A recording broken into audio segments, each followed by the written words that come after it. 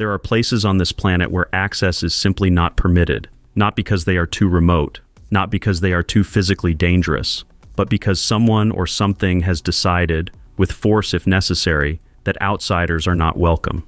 Some of these decisions are made by governments, some by religious institutions, some by communities that have chosen isolation for thousands of years, and some by the natural world itself, which has arranged conditions so extreme that human beings cannot enter without risking death. What makes these places remarkable is not just that they are forbidden, it is that the reasons behind the prohibition, in many cases, are not fully known to the outside world. And when the full story is not available, the imagination fills the space that facts have not reached. Today we travel through the 10 most mysterious and forbidden places on Earth, what each of them is, why no one is allowed inside, and what we do and do not know about what lies within. North Sentinel Island, India. In the Bay of Bengal, roughly 50 kilometers off the coast of South Andaman Island, sits a forested island about the size of Manhattan. From the air, it looks like a green oval surrounded by coral reefs and clear blue water. It looks unremarkable, but North Sentinel Island is one of the most legally and physically dangerous places a person can approach on this planet. The island is home to the Sentinelese, a tribe believed to have lived in complete isolation for approximately 60,000 years. They are considered the most isolated human community on Earth. No one knows how many of them live on the island. Estimates range from 50 to 500. No one knows their language. No one knows their customs, their beliefs, or what they call themselves. These things are unknown because the Sentinelese have made it consistently and violently clear that they want no contact with the outside world. The documented record of contact attempts is long and consistently one-sided. In 1867, survivors of a shipwreck were attacked. In 1896, an escaped convict who washed ashore was found later with his throat cut and arrows in his body.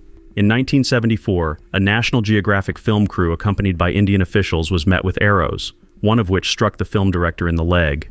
In 2006, 2 Indian fishermen whose boat drifted onto the island's shores while they slept were killed. In 2018, American missionary John Allen Chow illegally approached the island 3 times attempting to convert the Sentinelese to Christianity. He was killed on his 3rd attempt. His body was never recovered.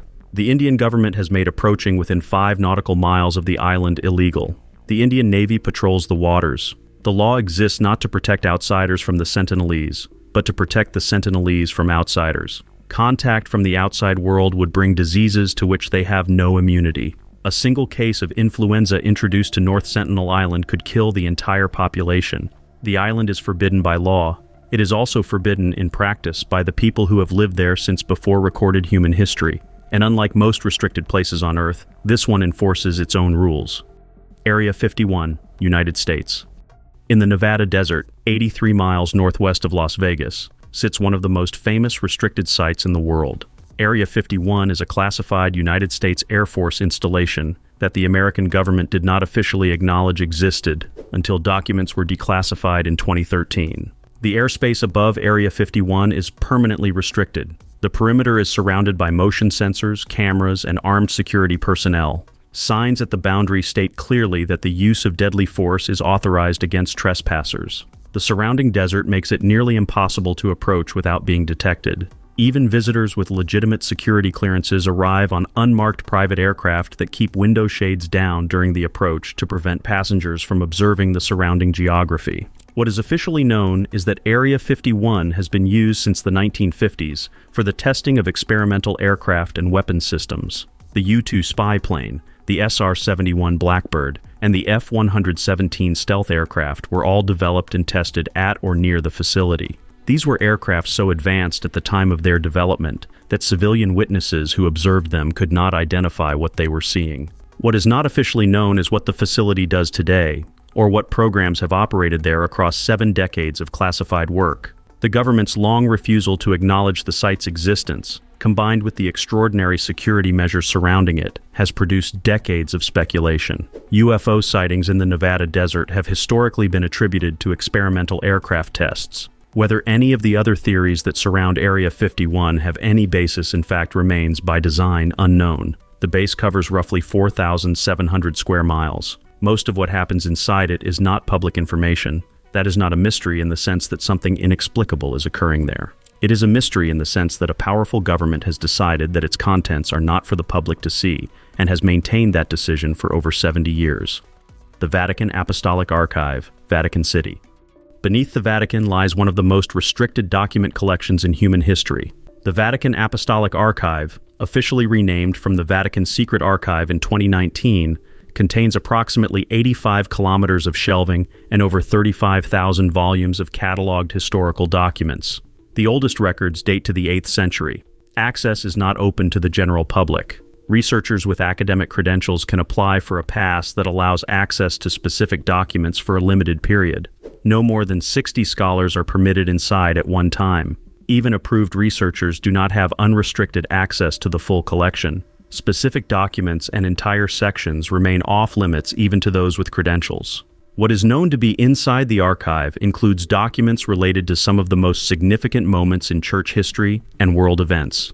There are records from the trial of Galileo. There is a letter from Mary, Queen of Scots, written the night before her execution, begging Pope Sixtus V to intervene on her behalf. There are documents covering the Crusades, the Inquisition, and centuries of papal correspondence with monarchs, governments, and institutions across the world. There are the records of Martin Luther's excommunication. What is not known is what else is in there. The full scope of the collection has not been publicly inventoried. Documents related to periods of particular historical controversy remain inaccessible. The archive's most discussed restricted section covers the period of the Second World War and the Catholic Church's relationship with the Nazi regime. Pope Pius IV opened those records to researchers in 2020. What those documents ultimately reveal is still being studied. 85 kilometers of shelving, 8 centuries of records, and a system that decides one document at a time what the rest of the world is permitted to see. Snake Island, Brazil. About 35 kilometers off the coast of the state of São Paulo in Brazil sits an island called Ilha da Queimada Grande. It is approximately 43 hectares in size. It has no permanent human residence. Entry by civilians is completely prohibited by the Brazilian government. The reason is straightforward. The island is home to the golden lancehead pit viper, one of the most venomous snakes in the world. The venom of the golden lancehead is so potent that it can melt the tissue surrounding the bite site, cause organ failure, and kill a person within hours without treatment. There is no anti-venom easily accessible near the island. It is estimated that between 1 and 5 snakes occupy every square meter of the island's surface. The snakes evolved in isolation after rising sea levels cut the island off from the mainland thousands of years ago. With no ground predators to fear and a steady supply of migratory birds to feed on, their population expanded without check. There are somewhere between 2,000 and 4,000 golden lancehead vipers on the island. Local fishermen in the region have passed down stories about Snake Island for generations. The Brazilian Navy maintains a lighthouse on the island and visits it periodically. Researchers from accredited institutions can occasionally obtain special permits for scientific visits. Everyone else is prohibited. What makes Snake Island unique as a forbidden place is that the prohibition requires no enforcement. There are no guards, no fences, no censors. The island enforces itself. The tomb of Qin Shi Huang, China. In 1974, farmers drilling a well in Shanxi Province, China, struck something unexpected. Clay soldiers, thousands of them, buried in organized formations beneath the soil. What followed was one of the most significant archaeological discoveries of the 20th century. The Terracotta Army, as it came to be known, is a collection of approximately 8,000 life-sized clay soldiers, horses, and chariots arranged in battle formation to guard the tomb of Qin Shi Huang, China's first emperor, who died in 210 BCE. The figures have been excavated and are open to visitors from around the world, but the tomb itself has never been opened. It has never even been excavated. Ancient historical texts, including the writings of Sima Qian, a historian who lived roughly a century after Qin Shi Huang's death, describe a burial chamber of extraordinary scale. According to those accounts, the tomb contains palaces, towers, and representations of all of China's rivers and seas, with mercury pumped through channels to simulate flowing water. A ceiling studded with pearls was said to represent the stars. Modern ground-penetrating radar surveys of the mound above the tomb have confirmed the presence of large underground structures. Soil samples from the area have shown significantly elevated mercury concentrations, consistent with the ancient descriptions. The Chinese government has not approved excavation. Official reasons include the risk of damage to artifacts that current preservation technology cannot adequately protect. Whether there are additional reasons for keeping the tomb sealed is not publicly stated. The mound sits there, closed, with its 2,200-year-old contents intact. What is inside it is described in historical texts. Whether those descriptions are accurate is a question that remains, by deliberate decision, unanswered. Mezhgorye, Russia. The southern Ural Mountains of Russia, near the town of Mezhgorye in the Republic of Bashkortostan, there is an installation that the Russian government has never officially explained. What is known from satellite imagery, defector accounts, and research by Western intelligence analysts is that the site involves significant underground construction in a mountain complex. 2 battalions of Russian troops guard the perimeter. Unauthorized access is completely forbidden. The site has been under ongoing construction or expansion for decades. During the Cold War, American intelligence agencies identified what they believed to be a massive underground facility, capable of functioning as a nuclear command center, designed to ensure government continuity in the event of a nuclear strike. This facility was reportedly called Yamantau Mountain, and some analysts concluded that the construction at Mezhgorye was connected to it. The Russian government has given varying and inconsistent explanations for the construction over the years, including a mining facility, a food storage warehouse, and a repository for national treasures. None of these explanations have been accompanied by evidence or independent verification. What makes Mezhgorye unusual among military installations is not simply that it is secret, but that Russia has offered multiple contradictory explanations for it, and that construction there has continued long after the Cold War ended. A facility that size, guarded by that many troops, maintained with that level of secrecy for that long, is one of the few places on Earth where the gap between official explanation and observable reality is genuinely and persistently wide. The Lascaux Caves, France. In 1940, 4 teenagers exploring the hills near Montignac in southwestern France discovered a shaft in the ground. They lowered themselves in and found themselves inside a cave system covered floor to ceiling with paintings. The Lascaux Caves contain over 600 painted figures and nearly 1,500 engravings, depicting horses, deer, bison, bears, and a rhinoceros, among other animals. The paintings are estimated to be approximately 17,000 years old. They represent one of the finest examples of Paleolithic art ever discovered, and for the quality of their color, the sophistication of their perspective, and the sheer number of images, they are considered among the most significant archaeological sites on Earth. The caves were opened to the public in 1948. Within 15 years, the breath, body heat, and carbon dioxide of thousands of visitors had introduced green algae and black fungus to the cave environment, causing the paintings to deteriorate at a rate that alarmed conservators. In 1963, the caves were closed to the public entirely. They have been closed ever since. Only a handful of conservation scientists are permitted to enter today, and even they follow strict protocols to minimize their environmental impact. A replica of the caves, called Lascaux 4, was built nearby and opened in 2016 for visitors. The real caves sit in the dark. The 17,000-year-old paintings remain exactly as the original 4 teenagers found them in 1940, preserved by the same darkness that kept them for 16 millennia before that. They are forbidden because human presence destroys them. The rule exists to protect something irreplaceable from the very people who would most want to see it. North Brother Island, New York, United States. In the East River between the Bronx and Rikers Island sits a small piece of land called North Brother Island. It is roughly 20 acres. It has been abandoned since 1963. It is restricted to the public and functions today as a bird sanctuary for black-crowned night herons. The island has a history unlike almost any other piece of land in New York. In the late 1800s, it housed Riverside Hospital, a quarantine facility for patients with highly contagious diseases. In 1904, a steamboat called the General Slocum caught fire in the East River and ran aground near the island's shore. Over 1,000 people died, most of them women and children from the Lower East Side neighborhood of Manhattan. It remains one of the deadliest maritime disasters in American history, and the single deadliest event in New York City prior to September 11, 2001. The island also briefly housed Mary Mallon, known to history as Typhoid Mary, the first person in the United States to be identified as an asymptomatic carrier of typhoid fever. She was forcibly quarantined on North Brother Island twice, spending a total of nearly 3 decades there. Today, the buildings on the island are collapsing. Trees grow through the roofs of the former hospital wards. Nature has reclaimed most of the structures. The island is legally restricted, accessible only to researchers with permits. But photographs taken by those who have been granted access show a place frozen between two eras. The bones of 20th century institutional life slowly being consumed by vegetation. It is restricted not because of what it holds now, but because of what it held then, and what that history has done to the physical place it happened in.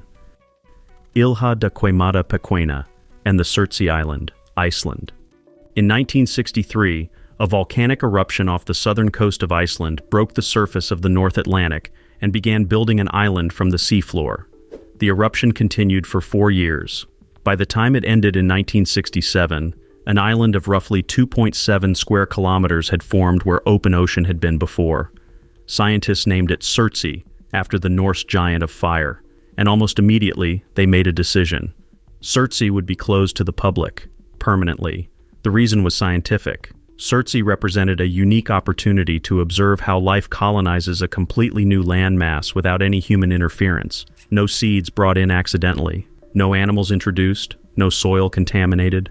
The island would be watched, but not touched, and what arrived there would arrive on its own. The results have been remarkable. Within years of the eruption, birds began nesting on the island. Seals appeared. Insects arrived. Seeds carried by wind and water began to germinate. Soil began to form from volcanic rock and organic material. Within decades, a functioning ecosystem had assembled itself on a rock that had not existed before 1963.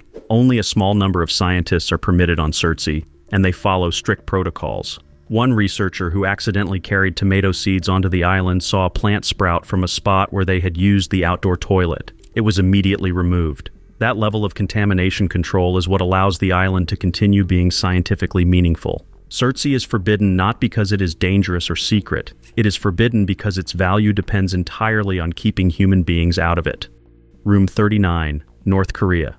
In an unmarked government building in Pyongyang, North Korea, there operates an organization that the outside world has documented through defector accounts, intelligence reports, and financial crime investigations for decades, but which the North Korean government has never officially acknowledged. It is called Room 39, or Bureau 39. It was reportedly established in the late 1970s under Kim Il-sung and has operated continuously under 3 generations of the Kim family regime. Based on accounts from defectors, former diplomats, and financial intelligence investigations, Room 39 functions as a parallel financial system for the personal use of the Kim family and the maintenance of the regime's inner circle. Its operations are documented to include the production of high-quality counterfeit American currency, known to investigators as supernotes, which were sophisticated enough to pass most standard authentication tests. Intelligence reports have also linked the Bureau to drug trafficking, money laundering through front companies in multiple countries,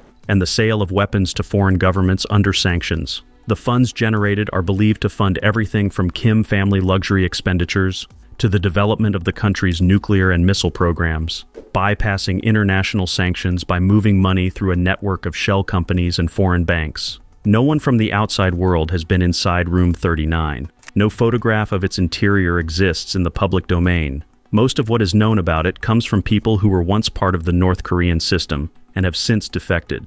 The building where it operates is not identified on any public map. It is forbidden in the way only things inside one of the world's most closed states can be forbidden, not with a sign or a law that outsiders can read, but with the full weight of a regime that has spent 7 decades making sure that what it does not want the world to see, the world does not see.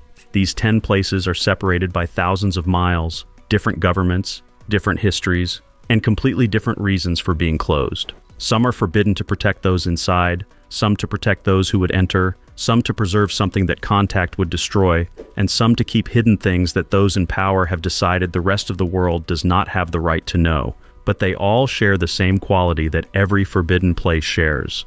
The restriction itself becomes part of the story. What is not allowed to be seen becomes, in many ways, more powerful than anything that could be openly shown. Because in the end, locked doors do not silence curiosity. They focus it. Which of these places would you most want to enter if you could? Leave it in the comments. And if you want to keep exploring the documented mysteries of this planet, the real ones, the places that exist and that someone has decided you cannot visit, subscribe to Parallel Facts. We will keep going.